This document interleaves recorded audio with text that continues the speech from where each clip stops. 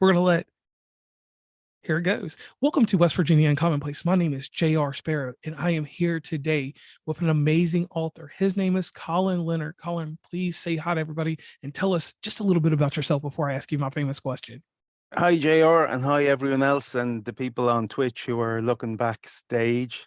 Um, my name's Colin Leonard. As you said, I'm a horror author from County Meath in Ireland. And I keep saying that County Meath is where we invented Halloween. So, All and right, so do this for me real quick. Give me a little insight to this whole idea of Halloween coming from where you're from. Tell me a little bit about this because look, I do not have knowledge about this and I want to know. okay, so we have these big hills around County Meath, the Hill of Clochta, the Lockrew Hills, which is called uh, the what's it, Slieve na Calig, which is the Hill of the Witch.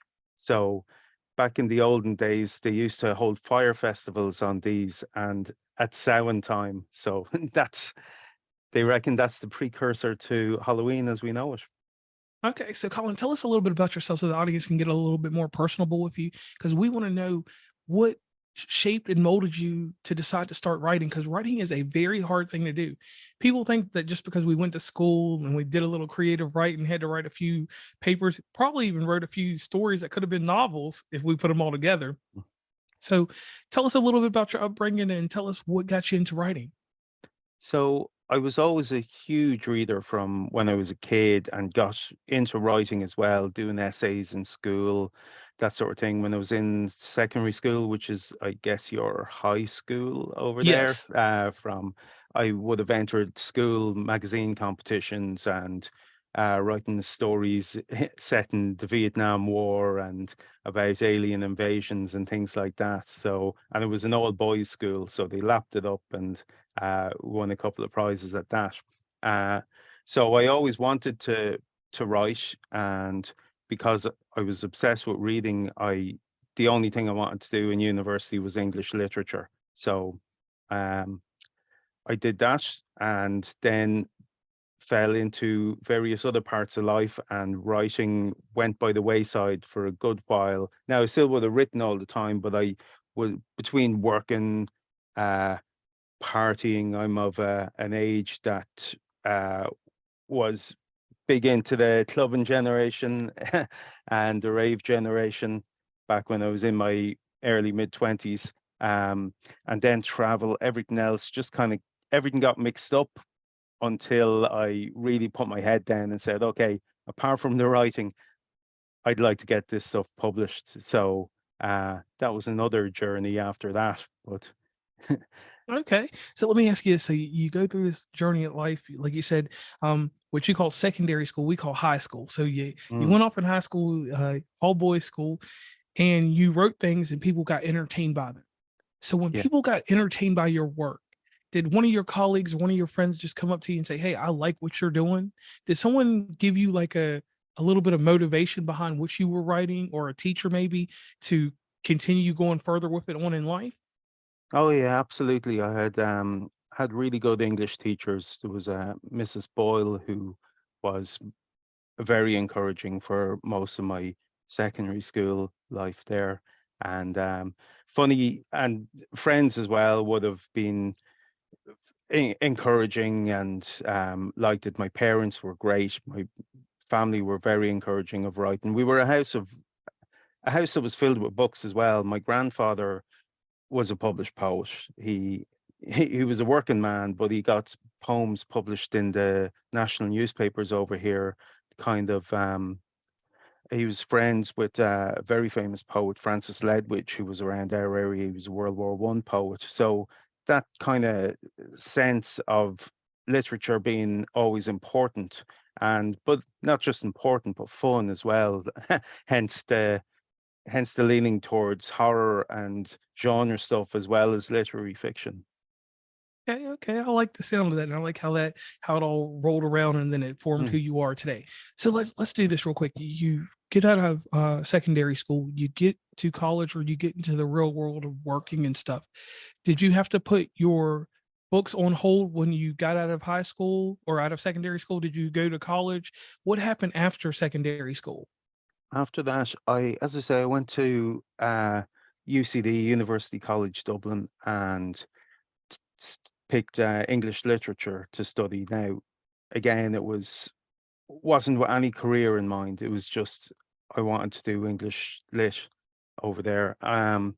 Now this was kind of before there were creative writing courses over in Ireland. I couldn't pick or even go for an MFA or anything like that, which probably I would have if had it been had it been nowadays. But the other thing as well, going to college when you're 18, moving away from home, and being there with your friends and girls and booze and all the other temptations that are in front of you. Writing may have took a back seat for a little while. Understandable, understandable. So, So so you get into college, you got out of college, and then you get off in the world, you start your life. mm. Now, what was the first part of writing that you started when you started your adult life?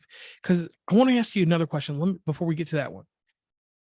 Did you see a difference from the writings that you did in your adolescence to adulthood when you first started or Yeah, after your first book? um, certainly. I think a big change came when I hit around 30 years old. I was traveling around the world. I was over on the other side of the world in New Zealand, and shortly after that, I went to India for a while. And um, around that time, I was writing more focused stuff, more let's call them, I suppose, traditionally standard stories, a lot of short stories, and also trying to put together a novel. But it was a long way away from being able to to write a novel. But I also found places to send them at that stage. Beforehand, I would have just been kind of writing in the dark, as it were, without knowing what to do with my work.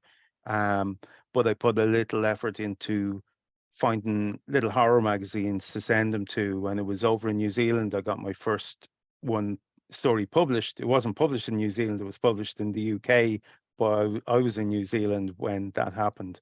So that was pretty cool. And I All right. marked it And with a tattoo of a ghost.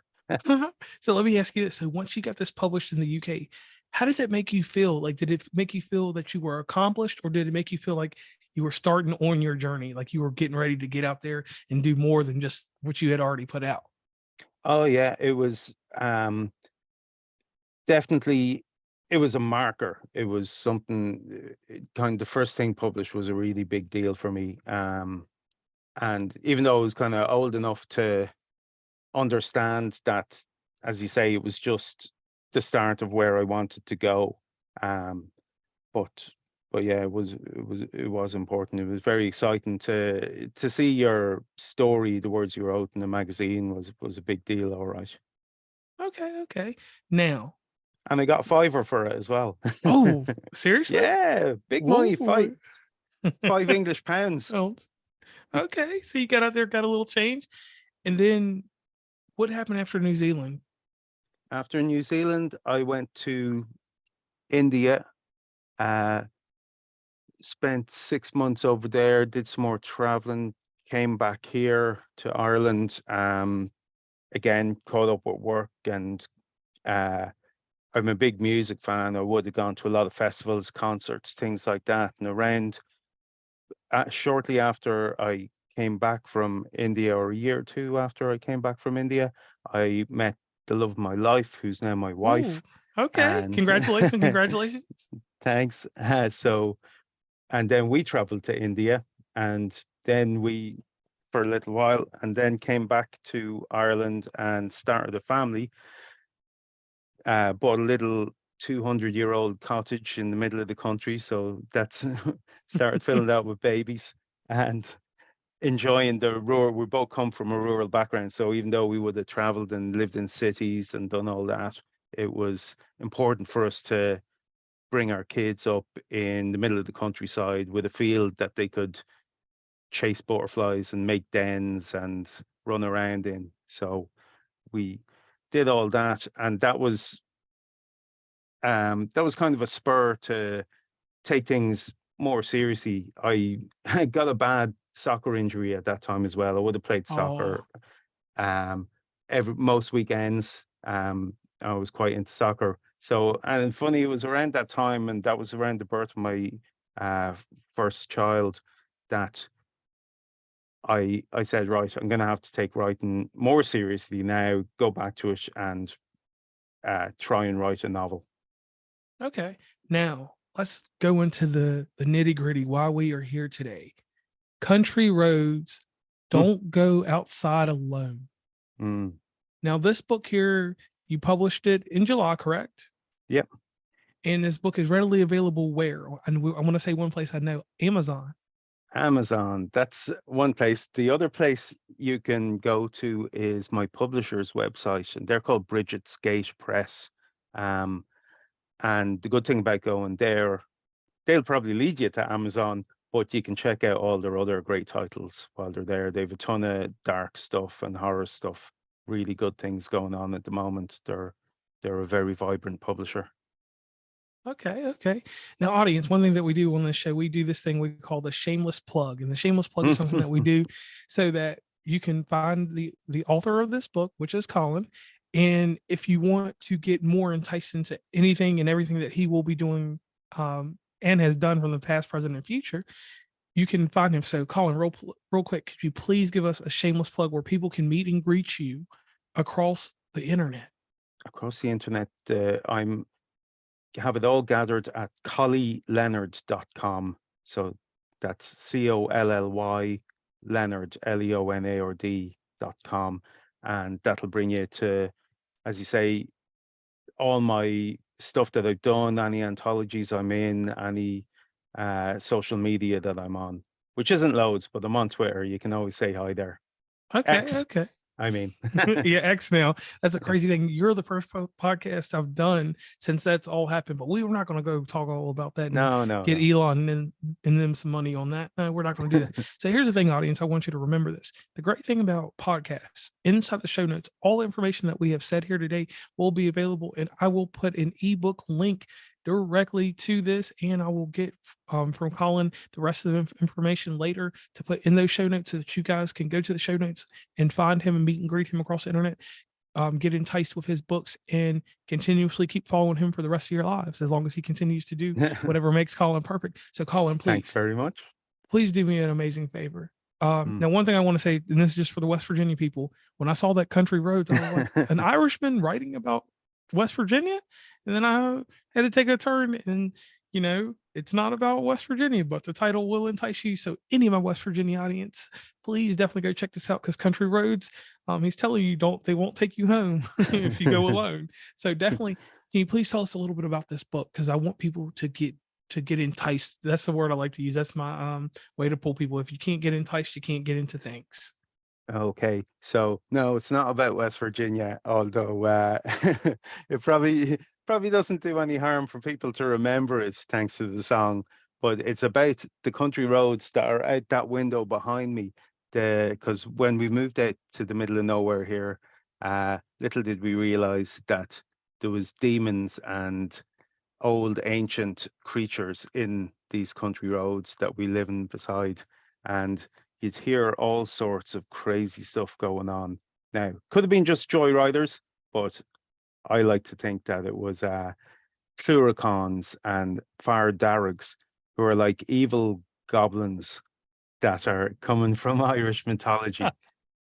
So that's I like to have a bit of Irish ghosts or Irish monsters in most of my horror stories. Because if we're not writing about them over here, no one's going to. So I like to keep those myths alive. So I was inspired by the spookiness of our country roads, the old trees and the old ancient stuff that's around, and the old stories that are spoken about around here. And I kind of mixed all that together with contemporary society and the nastiness of and snipiness of small town life as well. So it's probably not a happy-go-lucky sort of read, but if you like If you If you like like, tension and you like nasty imagery, spooky imagery, and creepy old myths, then I think you'll get a kick out of it. so let me ask you this: is there anything like really grotesque in the book, or is there anything that would kind of pull you a certain way, or is this something that like you would read around October, around Halloween to tie in, or just read it when you have some free time during the day with the lights on? It's got a yeah, that kind of Halloweeny sort of vibe, obviously, with the imagery. There is a tree called the Twisted Tree that appears throughout the novel, and it acts kind of as a portal uh for some of the evil that comes through into the world. And there's all sorts of gruesome things that happen near that tree. I won't spoil them all, but Okay, yeah, yeah. it's kind of gory in places, but Okay. Okay. So let me move on with this. So you have this book out now, and everybody mm. always wants to know about the future or what in the past can they let's go future and past. Is there anything else that you have inside your anthologies that you would want people to grab onto? Oh, absolutely. There's just released actually is volume 8 of the horror library from Dark Moon Books, and that's a wonderful series. I was lucky enough to be in Horror Library Volume 7 with another kind of old Irish tale about the devil. Um, and this time round, I am in it with a story called Clay, which is kind of given a nod to the old James Joyce short story, but also involves an ancient mountain. It's kind of terror horror in a way, I suppose you'd call it. Okay. Now let me Um, ask you this. You have something else you're involved with. It's called It Calls from the Veil, correct? yes, yes. And what is your From involvement in that? And please let's definitely get into that real quick. so that anthology has my story Done Deal in it, which is more of a modern one. More, uh, it's got a nasty, what would you call him? A necromancer type guy. Oh, So um, he and yeah, that's kind of creepy. That's from Erie River Publishing, who are in Canada, and they're okay. another really Whoa. good small press. Yeah. So most of my stuff tends to get picked up in the UK or Canada or America. It's not that much of a horror scene over in Ireland, believe it or not. Well, That's wild. While you got all that stuff going on over there, like you're saying. yeah, Uh, yeah. and I want to tell you something real quick before we go any further. Thank you for bringing this mythology to people and making it worldwide. Because I know that people could say that these things with hearsay and different stuff like that. We could pay you to come from Ireland and tell us all this like a folklore with a fire and everything, Mm, which would be pretty cool.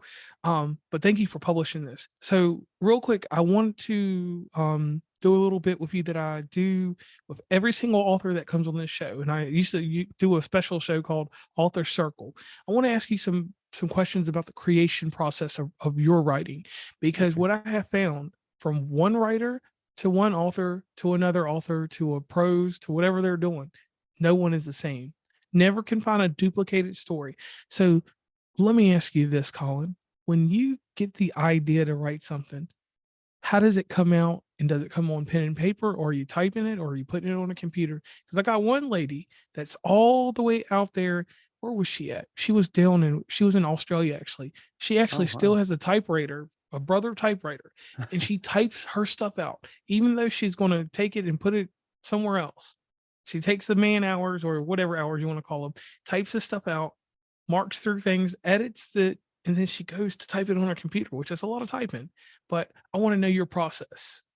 So my process is, and I used to write freehand. I used to pen and paper, and I'd write it out freehand, and then I would use the transcription of that as the editing process.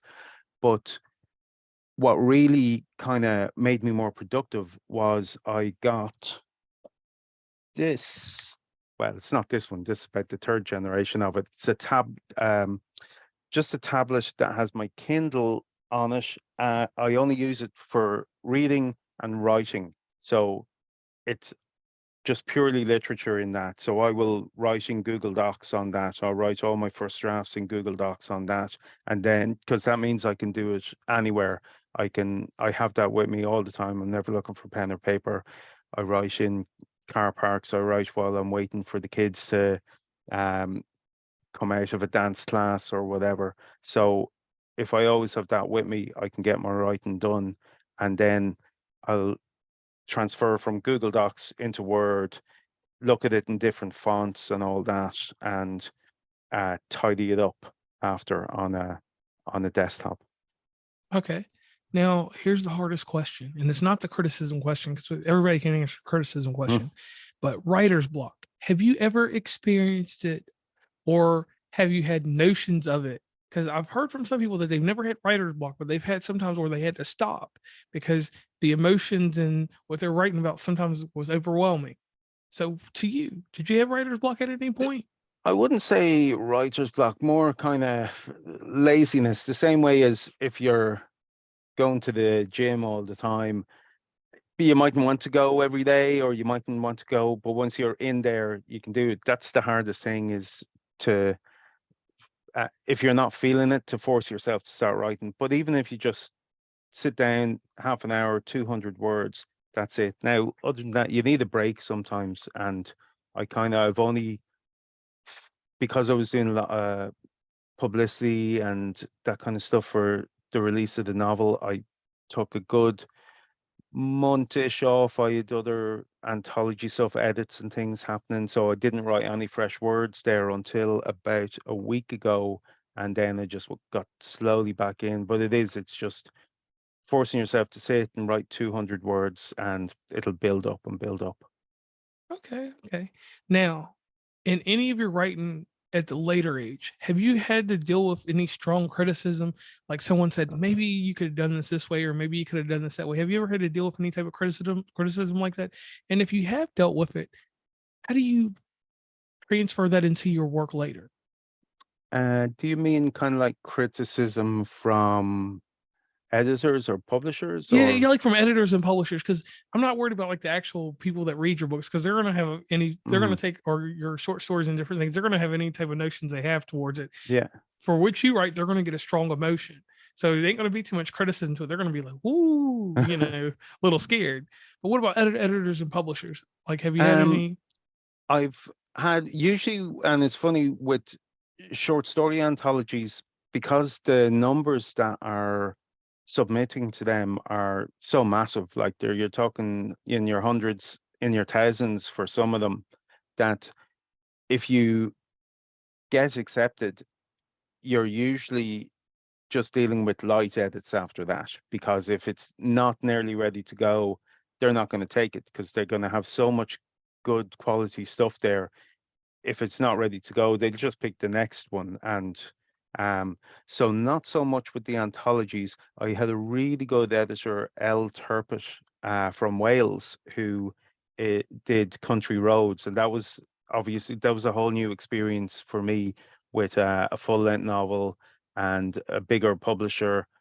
And she gave me great feedback. But it was a bit overwhelming to look at it all and try and get through it all. But you just have to take it chunk by chunk. And, you know, editors as well, they want to, because their name is tied to the book, so they want to make it the best they can. So some things you'll go, okay, I left that for a particular reason, and other things you'll go, yeah, they're right. I just have to Okay, put in the work and make it how it should be. okay. Now moving along real quick. So we got through that part. Now, thank you for doing that because you don't understand today, but tomorrow you will. How much insight you have given to other authors. So thank you for that. So um we deal with something serious on the show. In America, we had this news magazine, which was a television show called 2020. It had these reporters on there.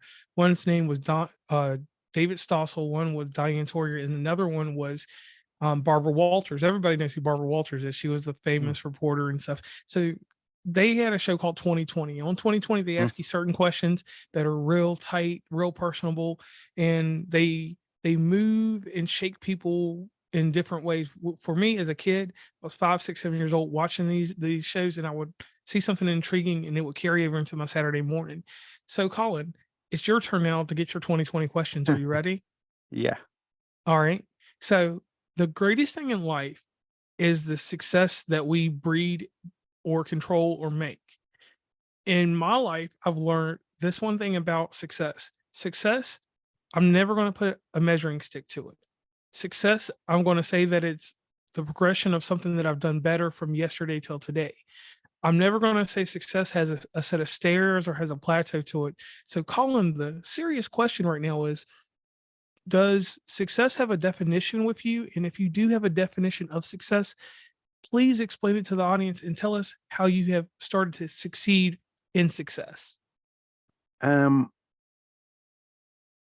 my biggest ambition, and once I kind of thought about it, I didn't, for writing, was to have a novel published, to have a book out there. And that was, and whether it was going to be a bestseller or a little cult classic, or even if it just moved a couple of people or gets passed down to through my kids to my grandkids, that kind of thing, that they go, oh, Colin wrote a book.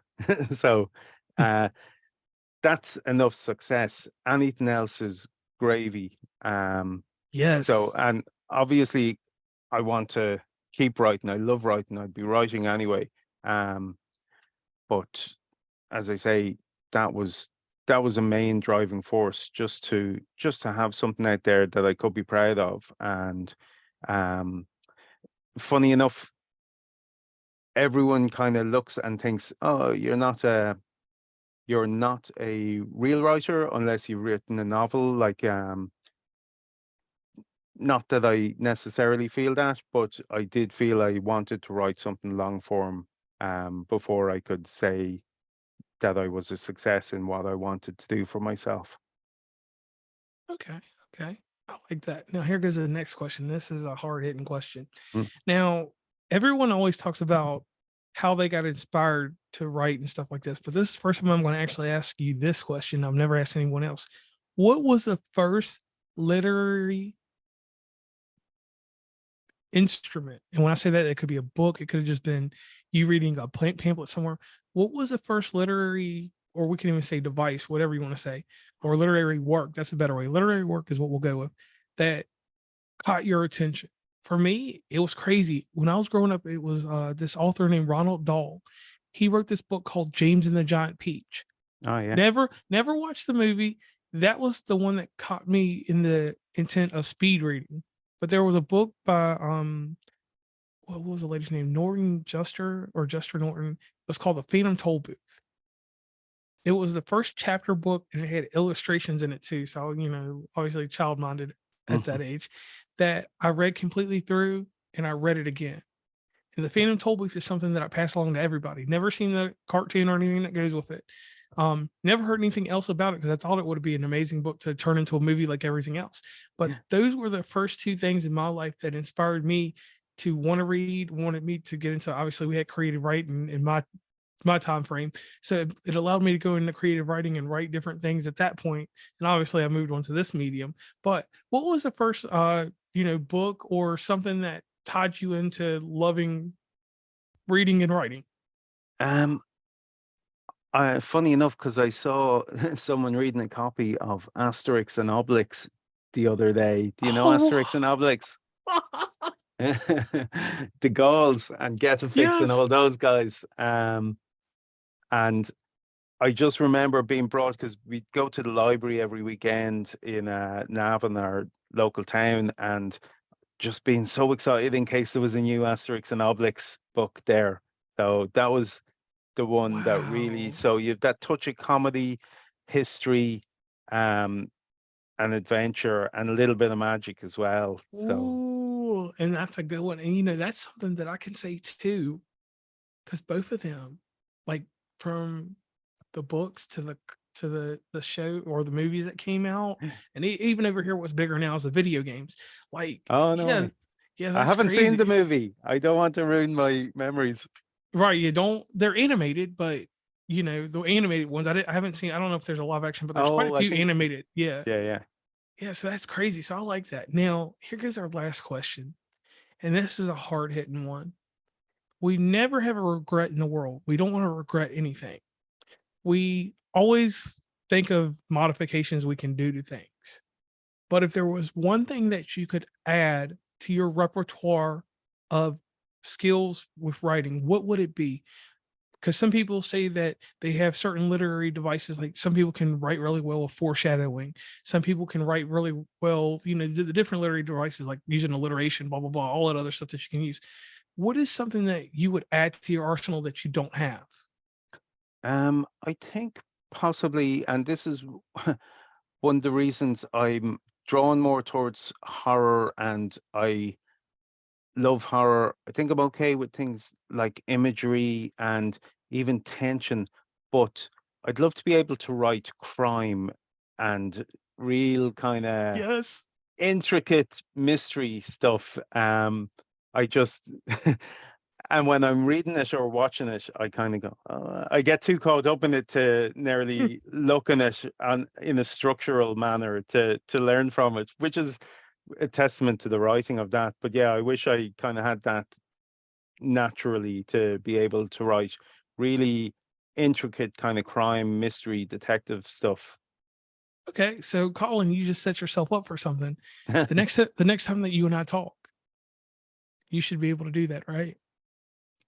I hope so. When are we talking? About 10 years time? Whatever time it takes, but it will happen. And that's the greatest thing about authors, because you can do makeshift stuff. You can work that into your arsenal, whenever you want. So I will congratulate you, and I will definitely be on the lookout for some type of crime novel or something from you. There's a lot of Cool. things that you could tie in, and I could see something wild with horror and crime. Uh, Yes. Yeah. sort of like maybe not so much the what was a Sherlock Holmes story where there was a Oh, they Hand of the Baskervilles. yes, yes, yes, Yeah. yes, yes, yes, yes, Or like yes. do you know the great Irish contemporary writer John Connolly? Yes. Yeah, that's kind of a mixture between horror and Right. crime. Yeah. So Colin, you just told me about your feature right there. I like that. I appreciate that. Now, to tie everything together, Colin, I need you real quick to give a huge shout out to everybody that has helped you fortify and build the Colin Leonard that is here today. Be it a teacher, your mother, your father, everybody. If you just want to do everybody at one instance, please do that, because we never pay homage to the people that help us get to where we are. Because I always hear from people that some people are like, "Oh, I just did it all on my own." I'm like, Mm. no, there was somebody there. There was somebody that either encouraged you or discouraged you, because it doesn't matter if it's negative or positive. Somebody moved you in a way to get you to who you are today. Me, for instance, people said, "You always talk. Do a podcast. You're one of those ones that likes to hear folklores about the Appalachian Mountain or Appalachian Mountains. You're a storyteller. Do a podcast. You can't write a book very well, so definitely write a story or tell a story, through this physical media." So, Colin, go ahead.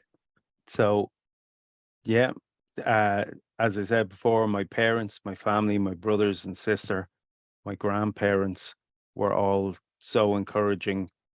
My godfather, my uncle, and then I had a close circle of university friends who were so into literature, and we all really put writing and reading up there, nearly as high as as partying. But and then after that, the little family I have now with my wife and my kids are just an inspiration. Okay, and I thank you for doing that, and we really appreciate that. So, audience, before we tie this up here, I'm going to leave you with my famous statement that I've been doing on the later podcast that you'll find. Um, Once again, just a quick recap. This has been Colin Leonard. He has an amazing book that has been published in July, and right now we're recording this in August. This will be out in September. Country Roads, with hyphenated, "Don't Go Outside Alone." So I want you all to pick this up over on Amazon, or head over to his publisher, which that is Creative Itch. Oh, no, no, no. Bridget's Gate. Bridges Gate. I'm sorry about that. Yeah, I was talking about the I know publicist. he. My Yeah, bad. Shout out to the publicist on this also. So Mickey's definitely great too. right. And then one other thing, I want you guys to head over to www.collylleonard.com. colin.com, or you can catch him under that same name on Twitter.